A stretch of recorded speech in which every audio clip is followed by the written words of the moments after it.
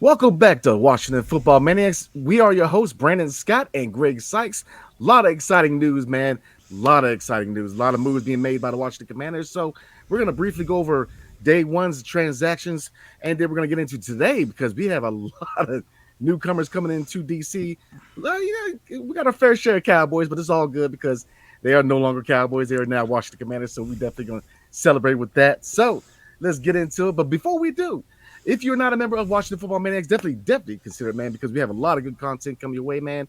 We like to have fun over here, and like I said, we are Maniacs, so we are a little bit crazy over here. So definitely strongly consider becoming members of the Washington Football Maniacs. So let's get into it, and I'm gonna get your thoughts real quick, Greg, on day one's transactions, and then we can kind of throw Zach Ertz in there, even though it was a day or so before official tampering.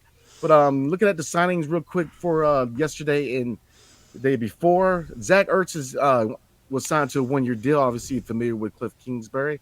But we also signed defensive end Dorrance Armstrong, who is slated to be one of our starting bookends. And we signed center Tyler Biadasz, who is a former Pro Bowl caliber center. So, real fast, how are you feeling about these moves so far, day one free agency, Greg? They are very calculated, and they are extremely high value, low risk, not breaking the bank whatsoever on these guys. Pro Bowl caliber talent, or at least average to mid-level talent that can come in and produce for you. Zach Ertz, of course, I know he's probably on the bottom side of his career, but I think he's still serviceable. It may be maybe a slight upgrade from Logan Thomas, but Logan Thomas, he's had his share of injuries. Zach Ertz, of course, he's a better quality natural tight end. Yeah. So I was very excited with that. It's a no risk signing with Zach Ertz. Dorrance Armstrong, from the Cowboys, of course, Dan Quinn is going to bring in guys that, number one, that he's familiar with.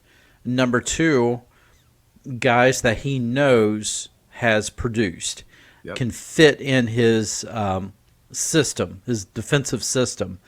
And, of course, familiar with Joe Witt Jr., of course. So very good. And it's different now. People, when they saw the center and the defensive end signings yesterday, they were like, well, it's exactly what Ron Rivera did. He went out and he got all of his Panthers, and that's what Dan Quinn's doing. He's going out and getting all of his Cowboys or Falcons or whatever, and it's different. It's different because Ron Rivera just went out and got people that he was familiar with, not exactly the best fit at times, whereas Adam Peters and Dan Quinn, they're actually getting guys, number one, guys that are outside of Zach Ertz and maybe Austin Eckler. Guys who are still relatively young, who still have an upside, who could probably still develop into something special, like Armstrong.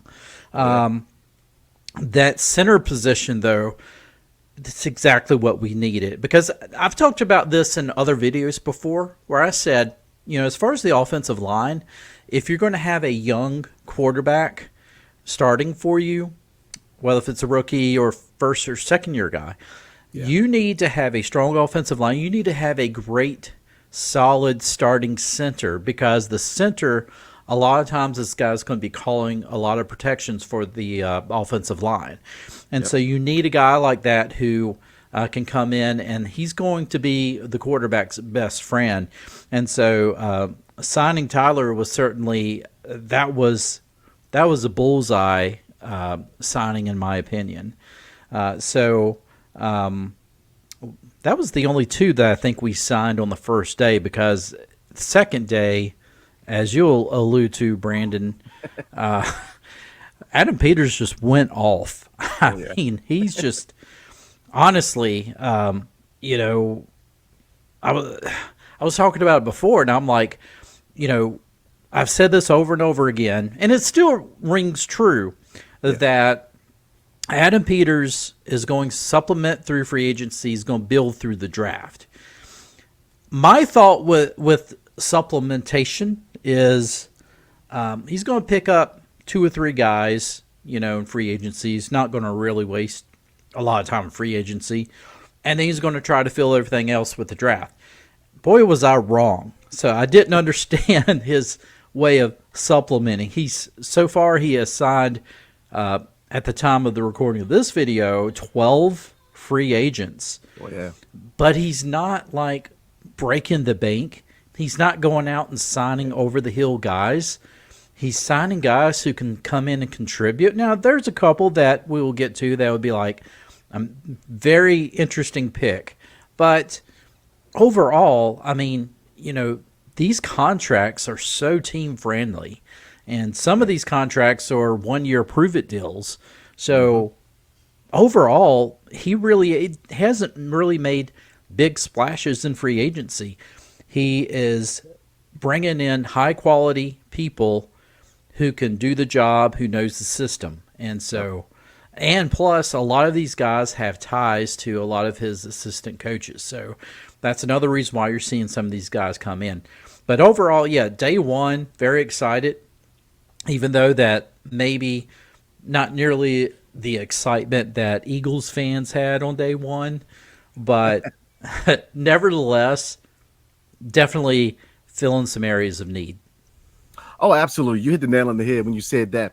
You know, he didn't break the bank on any of these transactions. I mean, you know, he got guys who are still young who can still develop.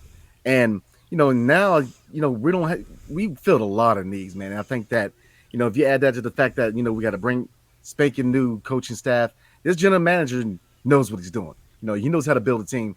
You know, he was big catalyst in building teams in San Francisco and New England. So definitely love what I see from Adam Peters. So I guess we'll get into the nitty gritty of day two, man, because day two, like you said, he must have lost. He must, you know, he is definitely a Washington football maniac, man, because he done lost his mind day two, man.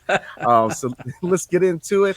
And, you know, this first one I'm very excited about. Former Carolina Panther, but this kid can play. We needed help at linebacker. And Frankie Louvu is a kid, at linebacker who can play inside linebacker. He can play outside linebacker. Looking at his stats real quick, 27 years old, so he still has room to develop. To generate 5.5 sacks, 125 tackles, 11 quarterback hits, 10 tackles for loss, and 2 forced fumbles in 17 games for the Panthers last season. And I think the biggest thing we need to say, you know, you mentioned coaching. You know, Joe Wood Jr., he's going to attack. He's going to attack. He's going to attack. He's going to attack. And he kind of mentioned before where he made a comment, balls life. Very serious about his business. They're very serious about getting the best out of the linebacker position because we haven't always done that. You know, if you look at Louvu, like I said, really big pickup for us, and you combine that with Jamin Davis, with him attacking the quarterback more, this is going to be a dangerous defense, in my opinion. But looking at it, you signed linebacker Frankie Louvu, and let's get into it. Austin Eckler, 2-year deal, bringing him to DC to pair him up with Brian Robinson Jr. in the backfield. They also signed kicker Brandon McManus because we know we had issues out of Joey Slye. Joey Slye hasn't always been the most. He's had his moments, but we definitely need a guy who has a track record, and I think we hit that with Brandon McManus. And the Commander signed guard Nick Allegretti, formerly of the Kansas City Chiefs. So we're looking at a few more signings. 1-year deal to defensive end Cleveland Farrell. And we also came to a 1-year deal with quarterback Marcus Mariota. So that kind of is going to bring up a whole new conversation. What is the future of Sam Howell, And then Dante Fowler is our last signing. And believe we also signed long sniper Tyler Ott. But looking at Dante Fowler Jr., he's probably going to be slotted as the other bookend. So a lot of moves being made, man. A lot of good moves. Dante Fowler, obviously, former Cowboys. So how are you feeling about these moves? I mean, in your eyes, what is probably the most eye-popping move that made on day two? Well, I'm not sure if it's necessarily a good thing or bad thing, but what really was eye popping to me was the signing of quarterback Marcus Mariota, Yeah. because that really came out of left field, and as you said, that's going to start to open up a lot of questions, and people have already been asking, what does this mean for Sam Howell? Yeah. Does this mean, because now people are starting to equate the skill set of Marcus Mariota, his physical skill set, to, Yeah. well, he's a quarterback who can run, who's got legs, and all of this stuff. So that equals Jaden Daniels, and I'm like, how in the world are you getting to that? I mean, maybe we do, but it is very funny watching people kind of discern the signing of Marcus Mariota and how that is going to pertain to who we draft in the draft for quarterback. And yeah, I'm just full disclosure, I'm pretty much resolved to the idea we are definitely drafting a quarterback.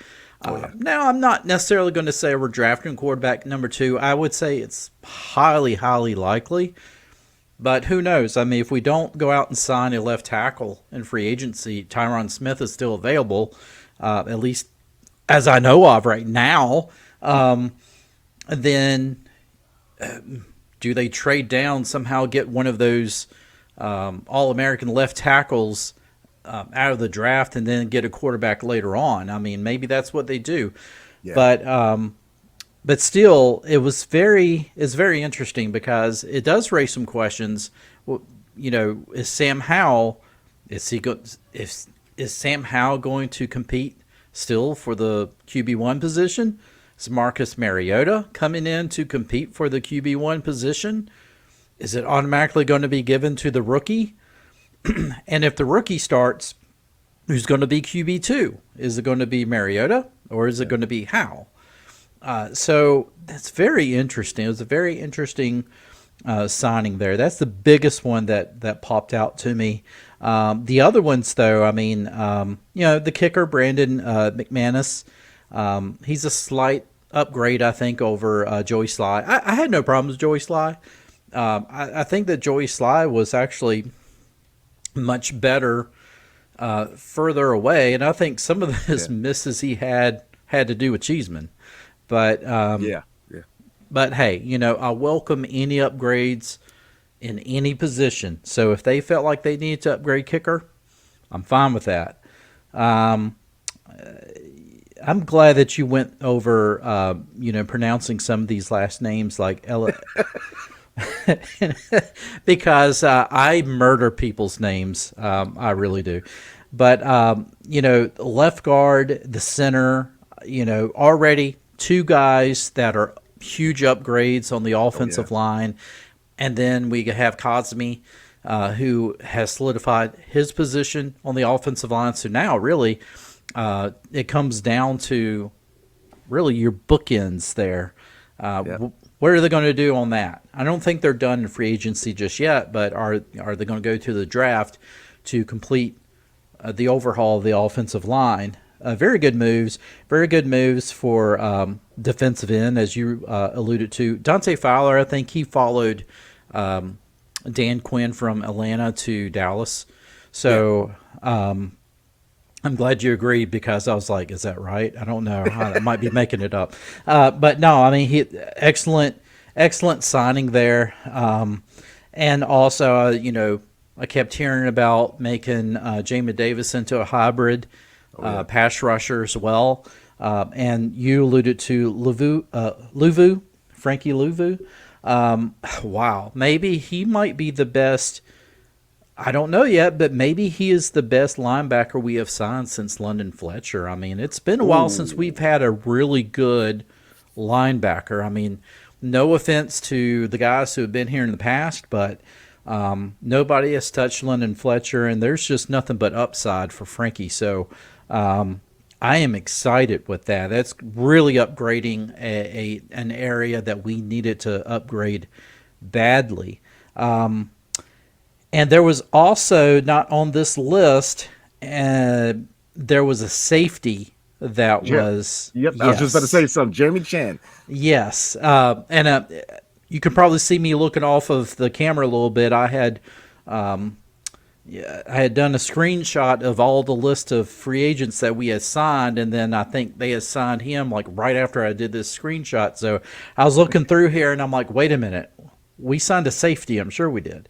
So I mean, that kind of answered the bell. I'm thinking with Cameron Curl. Yeah, yeah. Um, but I think Brandon, out of all of this, that is really a good point to think about. Mhm. We didn't try to sign any of the guys, re-sign any of the guys. Yeah. Cameron Curl, Antonio Gibson, of course, the guys we got rid of, Charles Leno. Um, we didn't try to sign anybody. We didn't even try to. I'm assuming that the Commanders didn't even try to negotiate any at all. They were kind of like good looking free agency. That show, that shows you what Adam Peters thought of the roster that Ron Rivera Yeah. built. He is completely overhauling this team. I mean, when it's all said and done, I think he has about 9 draft picks or Yeah. somewhere around there. Possibly going to have maybe more because I'm Yeah. sure they're going to be moving around as well. You could possibly see at the end of it, 2022 brand new Commanders on this team of a 53 man roster. I mean, that's almost half of the roster, and you know that the other, not all 53 men play. So, a complete overhaul of the roster almost within one year. So that tells you a couple of things. One is that they're bringing in some free agents that they know that can compete, that can play at a pretty high level right away. So they are recalibrating a bit, but they want to bring in guys that they know the system, that Yeah. can come in and really play well from the get go. And what was my other point? My other point is that they're young as well for the most part, but they're not looking at this as this is going to be a sacrifice year. We're Yep. looking at 4 wins this year, maybe 5 or 6 next year, and maybe by year 3 we can kind of start competing. What they've done, they're like, we're going to compete right away. Yep. Yep. Now, we're not going to be at our fullest potential because we are going to find those blue chip guys in the draft, but we're going to be able to compete right away. And who knows, maybe they can compete for the NFC East this year. I mean, with the guys they picked up, high quality guys. Oh, absolutely. And like I said, I love all of the signings, but the two biggest to me is Luvu and Chen, because Chen fits right in with Cam Curl's vacancy, and he can play some football. I mean, people forget that he was a defensive rookie of the year. He got votes, alongside Chase Young that year in 2020. So he's a guy who he shows up to play. Starting 50 out of 54 games during his time in Carolina, 2 interceptions, 4 sacks, 324 tackles. So I mean, we were talking about previously in the previous video about how Cam Curl really didn't have a lot of takeaways. If you look at Chen, he's very active in passing, and he can get in there and get dirty and tackle. And Yes. I love the mentality of this defense. Joe Wood Jr., man, I'm telling you right now, this is probably his hiring, in my opinion, is probably one of the best under the radar moves made this year, in my opinion, because he's a dog as a coach. I mean, he preaches the philosophy of attacking and attacking and attacking. And and when if you look at Jamin Davis and the fact that they're going to start sending him after the quarterback more, Luvu can definitely play. And I don't think they're done at linebacker. I think we might add another linebacker with him to do the draft or free agency. But I mean, the O line is definitely reinforced. Now, left tackle, we'll see. Tyron Smith is definitely an option. Obviously, he's dealt with his fair share of injuries. Maybe go out and draft and get a guy. We got a couple, Joe Alt, the guy out of Penn State. So there's definitely options. Quarterback wise, we're in a really good position because we have the ability to find a quarterback, whether it's at number 2 or if we trade back. You got Bo Nix sitting back there. You got J.K. McCarthy sitting back there. But, we're in a prime position to go get that guy. Now, so a lot of good moves. I love what I saw, because it's not like years past where we just kind of threw money at people. We're throwing money, not a lot of money that is, but we're throwing money at guys who can still develop and they fit the system. And that's the thing, biggest thing about football is that this is all about system, the right fit, the right situation. And I'm telling you, this defense is going to be nasty. I'm trying to tell you. Yes. I mean, and then obviously we still have some positions. I mean, cornerback is definitely a position that we need to figure out what we have because right now it appears that Killer Fuller's on his way out of town. Hmm. St. Jude's really, what do you really expect out of him? And Forbes, we talked about how maybe he works with Darrell Green, try to get him right. So I definitely think that corner is a position that we need to reinforce because looking at the depth chart, I mean, the defensive line looks a lot better. Dante Fowler and Dorrance Armstrong on the ends. And if you combine it with Deron Payne and Jonathan Allen, that is a pretty good defensive line, especially if you look at backups. I mean, James Smith Williams, Casey Toohill, Fedoran Mathis, even though he's been hurt a lot, John Ridgway, the list goes on, KJ Henry. So there's a lot of potential in this defense. And even if you look at linebacker, still a lot of potential because Khaleke Hudson, I don't think we really have gotten the most out of him. So he could be another candidate of this coaching staff because Joe Witt is going to go to work if he already has, man. And I'm telling you right now, this coach staff has me very, very excited. So, I mean, obviously there's holes, and we're going to talk about that right now. I mean, obviously receiver, Curtis Samuel, another name that we have not heard, coming back. So he's probably on his way out of town. And there's a lot of news that he wants to play on the outside. So it's definitely he's looking to be the guy on the outside for some team going forward. But there are holes. But, I mean, we're in a better position we were 48 hours ago. I mean, this team is a better team. I mean, like I said, the O-line, we'll see a left tackle. I mean, right tackle. I mean, as it stands right now, left tackle is going to be Cornelius Lucas. You're looking at Nick Allegretti, Tyler Biadasz, Sam Cosby, and then Andrew Wiley on right tackle. So we'll see with that. And obviously, we also need depth, so that's probably going to be where the draft comes in. Now, we do have intriguing guys on the O-line as far as depth. I'm a big fan of Braden Daniels. We'll see what we have in him. Sidney Charles, another name, so we definitely need. But looking at the holes real quick, Greg, and then we touch base on quarterback real quick. But as far as receiver, we're going to start with offense on receiver. Do you see that as a hole being filled within the draft, or do you see us out going out and getting the guy in free agency? What do you think? I think honestly they're going to look at the draft because I Yeah, think there's a lot of good quality receivers in the draft, even later on in the draft, that they can be able to bring in. And I'm kind of with you what you said about the receivers in the past. I would really like for them to look at a big, tall receiver. yeah, Maybe he's more of a possession receiver, but still somebody who could push the field. And as you alluded to in the past, maybe move Jahan Dotson to the slot. I yeah. think he can really tear things up in the slot. Oh yeah, But we you need that third guy. I know that we still have, I guess, Diami Brown. I'm not sure what's going to happen with him, but I just feel like you need that third guy, and not only that, the third guy who's going to be able to come in and contribute right away, because it's more than just two guys, and especially you look at that air raid offense. At times you're probably going to have five receivers yeah, in yeah. some formations, so you're going to need some good quality receivers. And I think Curtis Samuel actually, I think he got signed with Kansas City. I Oh, think I saw that earlier. I'm sure that someone in the comments can comment on that and say, yes, see, he did. But I think I did see that. So um, if Curtis Samuel has gone to Kansas City, then we know we definitely need to fill that position. But yeah, receiver, it's something that honestly, in the last couple of years, you look at, it's like, wow, we are loaded wide receiver. I mean, we had like more wide receivers than anybody else on the team, and now it's kind of like you start to the cream starts to rise to the top, and you start to see, okay, some of these other guys, they either didn't pan out, they're not playing as well.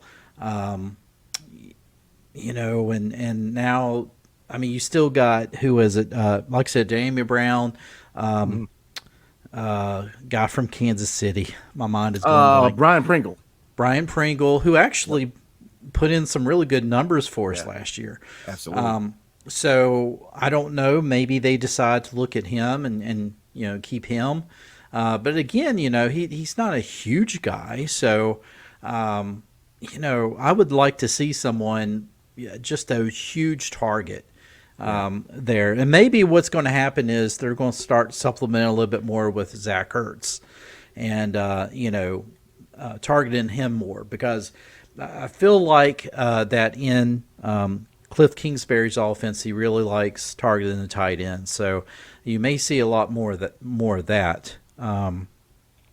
But I am happy that it looks like we have a very good replacement with for Antonio Gibson, back who can certainly catch the ball out of the backfield, can still run. So, and some people may disagree. I think he's still a slight upgrade. Hopefully he's going to hold on to the ball a lot more than what Gibson did. So, no slight with Gibson. I loved Gibby, but there was some ball security issues that he had. So, wide receiver, we could definitely use somebody. I would have to really look and see who's still available. I know that at one point T. Higgins was wanting to get traded. I think he may have gotten traded now to the Texans. So that's probably not a thing for us anyway. I'm not sure. I'd have to look and see, but I think that did happen. So I don't really know who else. I haven't really been paying attention to wide receiver, honestly, in free agency. I know you had mentioned you like Mike Williams. Was it Mike Williams? So, Mike Evans. Mike Evans. I'm sorry. I was thinking of said Mike Williams, but I was thinking Mike Evans. I think Mike Williams is Chargers. So it was close enough. It was Mike, but so I mean, but he would command a lot of money, so I don't know. That's probably not somebody that, if you're looking at all of the free agent signings that has happened with Adam Peters, you really start to kind of see the pattern that he's forming.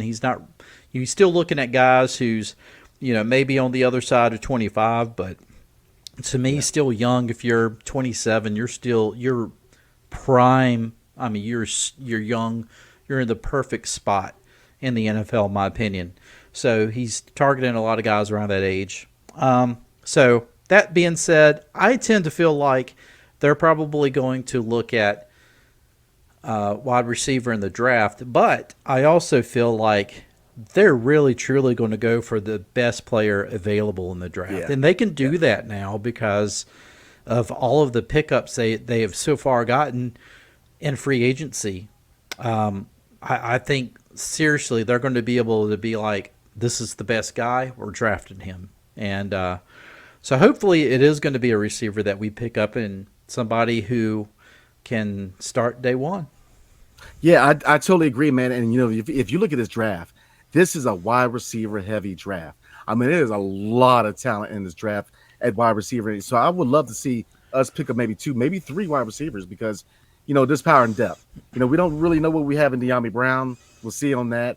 Brian Pringle, I'm with you. Brian Pringle really impressed, in my opinion, coming over from Kansas City. So, but we have options. And, I've said this time and time again, man, we haven't always had options. But in my opinion, you definitely going to draft and grab a couple of wide receivers because this is a very heavy wide receiver draft, man. Couple prospects out of UVA, man. So, there's definitely a lot of talent wide receiver. So to me right now, the emphasis should slide back to corner on the defensive side and wide receiver as far as the offensive side because now, we have to replace Curtis Samuel, which I'm definitely going to double check, man. But I mean, he's going to be nasty in Kansas City, man.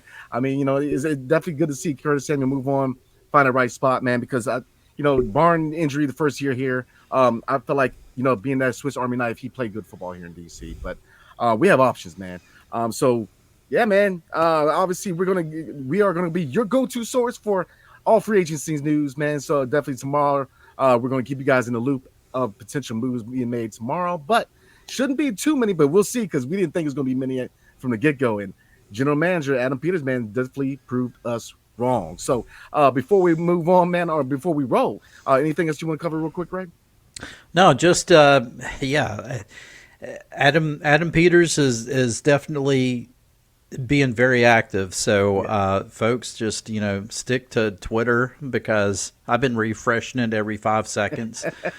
So I feel like that's at the speed that things are going. So no, man, I'm just I'm excited. Finally, we're getting to see Adam Peters in doing his job, and man, he's just feeding he is cooking, man, as they're saying, he is cooking, and I'm loving it.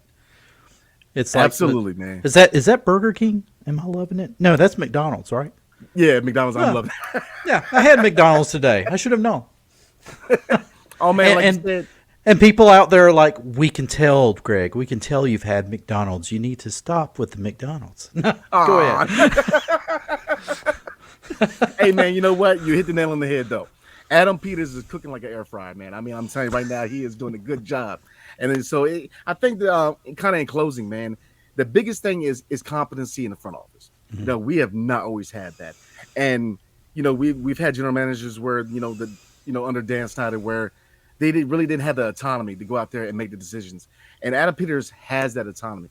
Josh Harris has given him the opportunity to do his thing, do his job, do it at a high level. And I think we're in good hands in DC, man. Just from new ownership, new general manager and a new coaching staff. This is going to be a dangerous team, especially going to the draft, because we're probably going to talk more about it going towards the season. But look, the NFC East, there is no clear cut favorite right now. Philadelphia, on paper they look pretty good with Saquon Barkley, but as far as Saquon Barkley, man, it's always a case of when does he go down, not if. And there's a lot of turmoil in Philly, man. New York, the list goes on.